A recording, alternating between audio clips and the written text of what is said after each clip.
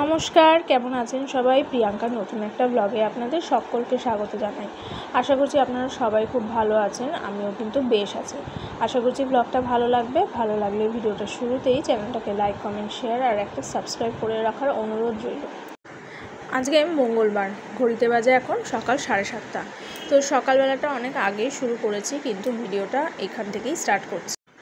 বাইরে তো বেশ ঝমঝম করে বৃষ্টি হচ্ছে। কালকে সারা রাত তো ভালো রকমই বৃষ্টি হয়েছে, আর এখনও বৃষ্টিটা ঠিক ঝমঝম পরিমাণের হচ্ছে না, কিন্তু আকাশটা ভালো রকম কালো হয়ে রয়েছে। আর রাস্তাঘাট চারিদিকেই প্রচণ্ড পরিমাণের ভেজা, আর চারিদিকেই টিপটিপ করে জল পড়তে শুরু করেছে। তাই আজকে জানেন তো আর গাছগুলোতে জল দিলাম না, কারণ সারা রাতের বৃষ্টিতে কিন্তু আমার গাছগুলো যেহেতু রেলিংয়ের সামনে করে রাখা টবগুলো, তাই আর কি ভালো রকম জল পেয়েছে।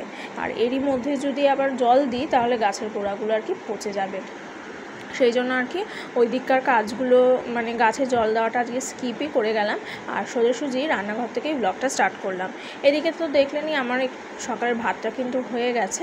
ভাতের সঙ্গে কিন্তু বসিয়েছিলাম একটুখানি ঢ্যাঁড়স। তার কারণ হচ্ছে যে ওই যে বললাম, প্রিয়ান সকালবেলা অল্প একটু এক মুঠ হলেও তো ভাত খায়। এবার ওর তো স্কুল রয়েছে, সেই জন্য আর কি একটুখানি ভাবছি ঢ্যাঁড়স সেদ্ধ দিয়ে আজকে ভাতটা খেয়ে নেবে। তো অন্যদিকে আরেকটা গ্যাসে পুঁই শাক কেটে তো বসিয়ে কেটে রেডি করা হয়ে গেছে, আর বসিয়ে দিচ্ছি।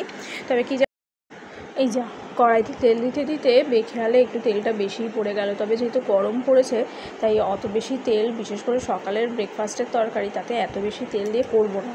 কারণ সত্যি কথা বলতে এই তেল মশলা গরমে যতটা কম খাওয়া যায় ততটাই আমাদের শরীরের পক্ষে ভালো, এটা আমার মনে হয়। কারণ তাতে নানান রকম এই শারীরিক সমস্যাগুলো বা পেটের সমস্যা, এগুলো কিন্তু এড়ানো যায়। তো যাই হোক, পুঁই শাকের সবজিগুলো তো কেটে বসিয়েও দিয়েছি। একটু কালো জিরে ফোড়ন দিয়ে তরকারিগুলো একটু ভাজা ভাজা হবে, আধ ভাজা হবে।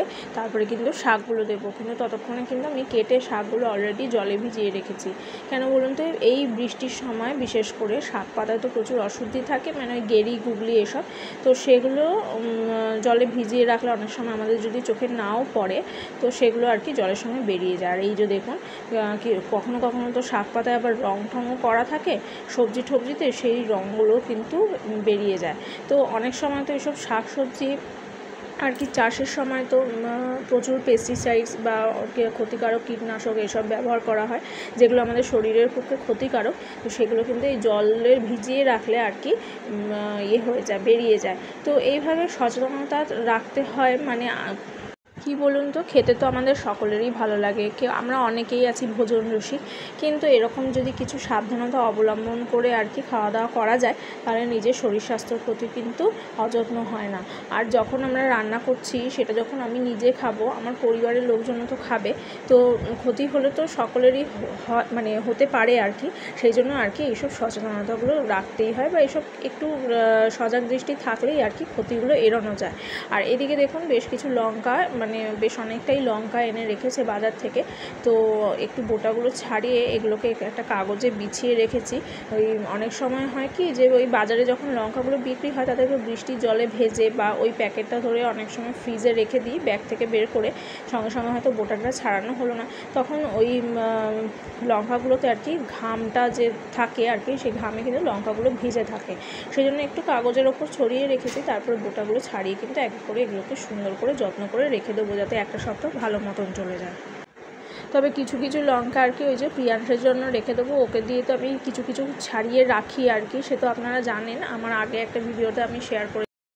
তো এইভাবে বুদ্ধি করে আর কি সব কিছু মেনটেন করে চললে বা কাজকর্ম করলে, যেমন পেস্টিসাইডস বা ক্ষতিকারক জিনিস থেকে নিজেদের বা পরিবারের লোকেদের শরীরে ক্ষতি হওয়াটা এড়ানো যাবে, তেমনি আবার কিছু বুদ্ধি খাটিয়ে কাজ করলে কিন্তু নিজের কাজের মধ্যে পড়াশোনার পাশাপাশি বাচ্চাকে এই নিজের কাজের মধ্যেও আর কি এনগেজ করে রাখা যায়। তো এইভাবেই আর কি আমি চিন্তাভাবনা করেই আর কি জিনিসগুলো মেনটেন করে চলি।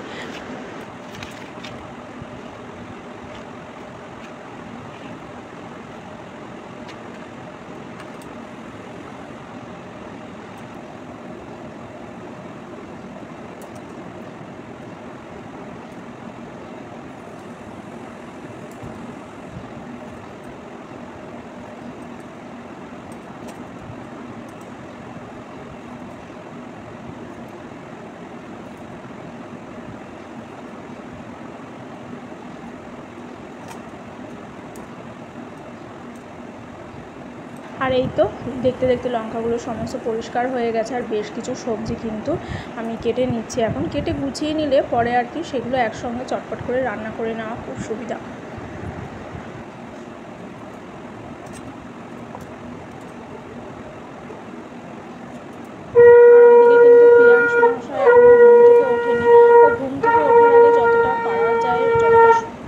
সম্ভব আর কি সেরে নেওয়ার চেষ্টা করি। তারপরে এই যে কাটাকাটি হয়ে গেছে, তারপরে কিন্তু একদম সোজা চলে এসেছি ছাদে। বেশ কিছু জামা কাপড় আর কি কেচে মেলে দেবো, কারণ ওই যে বৃষ্টি ওয়েদার, কখন যে জামা কাপড় শুকাবে তার কোনো ঠিক ঠিকানা নেই। আর তবে একটা কি বলুন তো, আমাদের ছাদের ওপরটা যেহেতু শেড করা, তাতে কিন্তু আমার বেশ সুবিধা হয়েছে, কারণ তাতে কিন্তু জামা কাপড়গুলো মানে মেলে রাখলো, আর তাতে যদি বৃষ্টিও আসে আমার কিন্তু এই মাঝখানে মেলা থাকলে আর বারবার ওপর নিচ করতে হয় না। যে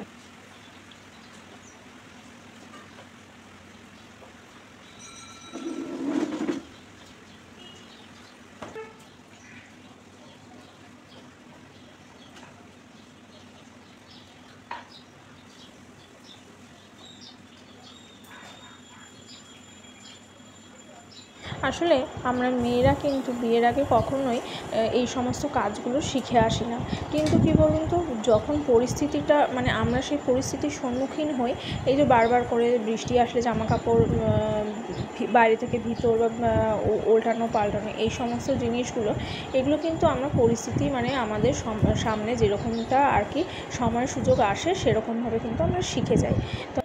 আর এটা কিন্তু মানে এই পরিস্থিতির সঙ্গে সঙ্গে নিজেকে খাপ খাইয়ে নেওয়া বা নিজেকে পাল্টে নেওয়া বা অভিযোজন করা, এই জিনিসটা কিন্তু আমরা একমাত্র মেয়েরাই পারি। তো চলুন, এই দেখুন বাইরে কিন্তু বেশ বৃষ্টি এখন হয়েই যাচ্ছে, আর আকাশটা কিন্তু বেশ কালো। তো আজকে স্কুলে কী করে যাবে বা আদৌ যাবে কি না সেটাই আমি ভাবছি, তবে দেখি কী করি। তবে স্কুল যাওয়ার টাইমটায় যদি বৃষ্টি হয় তাহলে আর ভিজিয়ে ভিজিয়ে স্কুলে পাঠাবো না, এই হচ্ছে আর কি। তো এইদিকে দেখুন নিচে এসে কিন্তু দেখছি যে প্রিয়াংশ ঘুম থেকে উঠে গেছে, তাই বিছানা বাটিগুলো ভালো করে তুলে নিয়ে মানে বালিশ টালিশগুলো ভালো করে গুছিয়ে তারপরে কিন্তু বিছানাটা বেশ পরিষ্কার করে নিলাম। আর তারপরে এখন সময়টা হচ্ছে বিকেলবেলা, কারণ মাঝখানে অনেকটা সময় আমার একটু শরীরটা ভালো ছিল না, সেই জন্য আর কি কোনো রকম ভিডিও করিনি। এই যে মাছের ঝোল যেমন হয়েছে সকালবেলা করেছিলাম, আর তেমনই করেছিলাম একটু থোড় ভাজা, আর ওই পুঁই শাক তো করেছিলাম। তারপরে কিন্তু মাঝখানে প্রিয়ার স্কুলেও গেছিলো, স্কুল থেকে ফিরে এসে এই সন্ধ্যাবেলা এখন ভাত বসিয়ে দিলাম। আর ভিডিওটা এই পর্যন্তই থাকলো। যদি ভালো লাগে অবশ্যই চ্যানেলকে লাইক করুন, শেয়ার